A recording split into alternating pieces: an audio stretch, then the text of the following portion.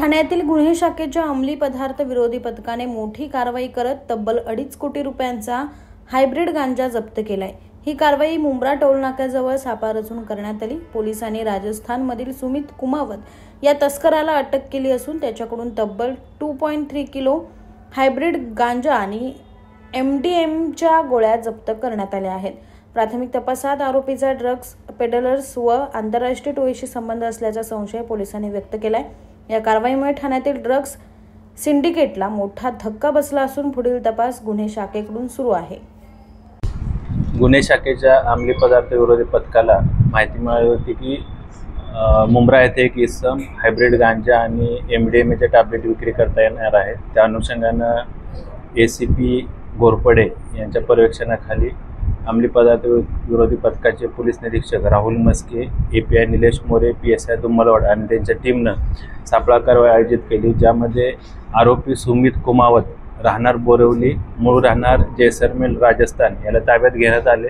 त्याच्याकडून एकूण 2 kilo 374 gram hybrid गांजा जप्त करण्यात आला। त्याचबरोबर 19 MDMAचे टॅबलेट असा एकूण 2 कोटी 38 लाखाचा मुद्देमाल जप्त करण्यात आलेला आहे। आरोपीला अटक करून मान्य न्यायालयाने त्याला 4 तारखेपर्यंत 4 सप्टेंबरपर्यंत पोलीस कोठडीत रिमांड दिलेला आहे।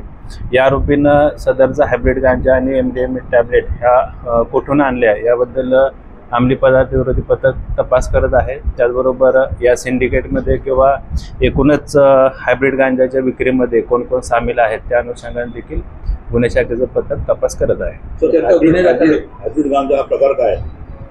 हायब्रिड गांजा हा गांजामध्ये काय प्रोसेसिंग करून किंवा काय प्रक्रिया करून तो बनवला जातो, जेणेकरून त्याचा कमी वास यावा आणि नशा केल्यानंतर त्याचे काय लक्षणं दिसून नयेत त्या अनुषंगाने तो हायब्रिड गांजा तयार केला जातो। तो परदेशातून आणलाय का? त्याचा तपास सुरू आहे आता, त्यानं कुठून आणला, काय आणला, कसं। आरोपी सुमित कुमावत हा मूळ राहणार जैसलमेर राजस्थानचा आहे। सध्या तो बोरिवली येथे राहतो। मुंबई परिसरातले काही ड्रग पेडलर आहेत किंवा ड्रग्सची खरेदी विक्री करणारे काही आरोपी आहेत रेकॉर्डवरचे, त्यांच्या तो संपर्कात असल्याचं तपासामध्ये निष्पन्न झालेलं आहे। त्या अनुषंगाने अजून आरोपी अटक करण्याची किंवा तपास करण्याची प्रक्रिया सुरू आहे। सर, अनेक अंमली पदार्थ तस्करांनी अटक केलेली आहे, कारवाई झालेली आहे, पण हे तस्कर विविध शक्कला लढवत आहेत, त्यावर काय कशी अंमलबजावणी आणि योजना होणार त्यांना पकडण्यासाठी?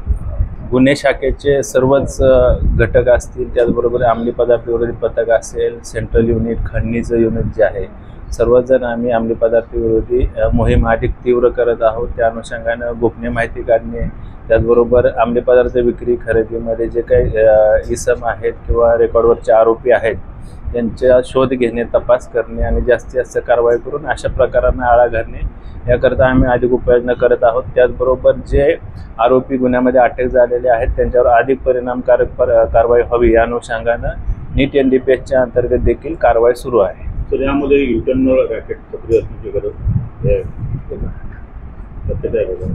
यामध्ये अजून काही ड्रग पेडलर सामील आहेत। या आरोपी सुमित कुमार याच्या संपर्कामध्ये मुंबईमधील काय ड्रग पेडलर त्याच्या संपर्कात असल्याचं तपासात निष्पन्न झालेलं आहे। त्या अनुषंगाने देखील तपास सुरू आहे।